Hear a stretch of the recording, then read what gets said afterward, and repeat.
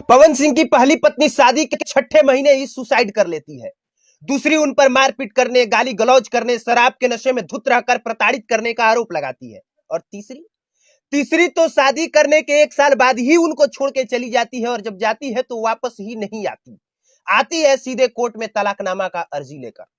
जानते हैं सर, पवन सिंह और पवन सिंह की पत्नी ज्योति सिंह के तलाक के पीछे की पूरी कहानी क्या है? कहानी क्या है वो पवन सिंह की, जो पवन सिंह के गाने पर हजारों लाखों फैंस थिरकते हो, जिनके नाम पे ही सोशल मीडिया पे खबरें ट्रेंड कर जाती हो। वो पवन सिंह आखिरकार अपनी निजीगत लाइफ में इतना असफल क्यों है? लेकिन वो पूरी कहानी बताने से पहले नए दर्शकों को अपना परिचय। नमस्कार, मेरा नाम कुमार अभिनव है, आप पब्लिक प्लेटफॉर्म देख रहे हैं। 2007 में फिल्म रंगली चुनरिया तोहरे नाम से में जब पवन सिंह ने एक्टिंग में डेब्यू किया, तब ये किसी ने नहीं सोचा था कि आज का पवन सिंह कल का इतना बड़ा सुपरस्टार बनेगा कि उसके शादी से तलाक तक की खबरें भी सोशल मीडिया पे ट्रेंड करती रहेंगी। फिर 2008 जब पवन सिंह ने गाना गाया कि लगावेलू जब लिपस्टिक हिले लारा डिस्ट्रिक्ट लाली टॉप लागेलू कमरिया करे लपालप, तो इसी गाने ने पवन सिंह को रातों रात सुपरस्टार बना दिया।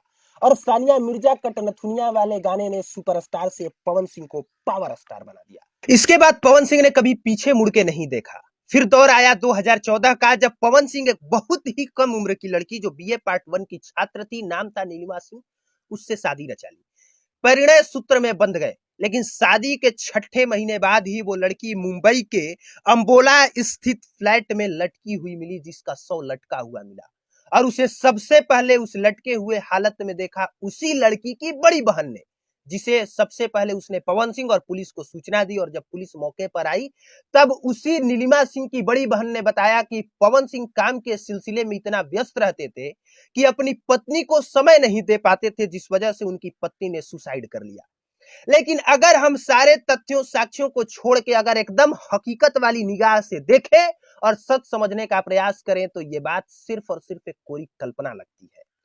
क्योंकि जिसकी शादी पवन सिंह से हुई थी, वो पवन सिंह जिसका डंका सिर्फ देश नहीं पूरी दुनिया में बजता है, जिसके गाने पे लोग विदेशों में झूमा करते हैं, और बीए पार्ट 1 में पढ़ने वाली एक लड़की की शादी पवन सिंह जैसे सुपरस्टार से हो जाए और पवन सिंह उसको समय नहीं दे पा रहे हो, इस वजह से कोई लड़की सुसाइड कर ले, ये बात मुझे नहीं लगता कि पचने लायक है। कहानी जरूर कुछ और रही होगी, जो कभी बाहर सामने निकल के आई नहीं, क्योंकि घर की चार दीवारी के अंदर क्या होता है, ये उस चार दीवारी के अंदर रहने वाले लोग ही जानते हैं। कुछ ही समय बाद पवन सिंह सामान्य हो गए। वो अलग अलग फिल्मों और गानों में काम भी करने लगे और दूसरी दूसरी हीरोइनों के साथ रोमांस भी करने लगे। इसी बीच सबसे नजदीक आए अक्षरा सिंह के साथ। और अक्षरा सिंह और पवन सिंह का विवाद हर कोई जानता है कि जब अक्षरा सिंह पवन सिंह के बिल्कुल नजदीक आ चुकी थी, जब पूरी भोजपुरी इंडस्ट्री इस बात का इंतजार कर रही थी कि कब पवन सिंह और अक्षरा सिंह एक दूसरे के साथ परिणय सूत्र में बंधेंगे, एक दूसरे से कब शादी करेंगे, तभी पता चला कि पवन सिंह अपने परिवार वालों के दबाव में या फिर परिवार वालों की मर्जी से ज्योति सिंह के साथ शादी रचा रहे हैं। और जैसे ही ये कहानी सामने आई, तभी अक्षरा सिंह ने एक बहुत बड़ा खुलासा किया कि पवन सिंह हमेशा शराब के नशे में धुत रहते हैं, उनको मारते पीटते थे, मैं हमेशा उनको संभालती थी और वो एयरपोर्ट पर घुलटते पुलटते थे, सबको गालियां देते थे, सबसे बदतमीजी करते थे और मुझे भी प्रताड़ित करते थे। ये कहानी निकल के सामने आई और सोशल मीडिया पे ये कहानी भी खूब वायरल हुई। इसके बावजूद पवन सिंह ने ज्योति सिंह से शादी कर ली, अक्षरा सिंह को दरकिनार कर दिया।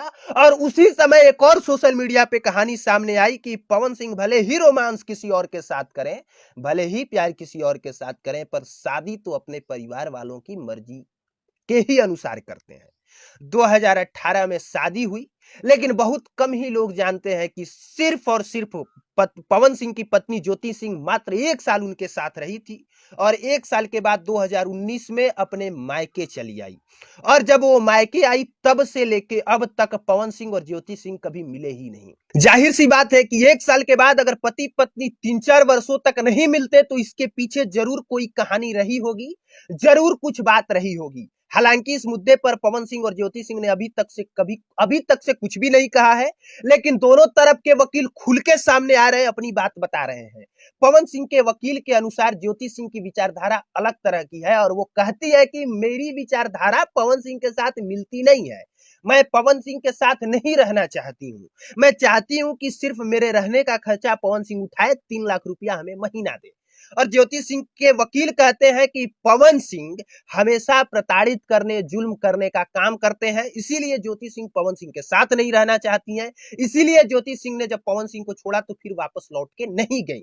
अब ये दो अलग-अलग कहानियां हैं। 2018 की शादी 2019 में टूट गई। 2022 में सबने जाना कि पवन सिंह और ज्योति सिंह के बीच कुछ भी ठीक नहीं है। ऑन स्क्रीन भले ही कुछ और दिखे, हंसता खेलता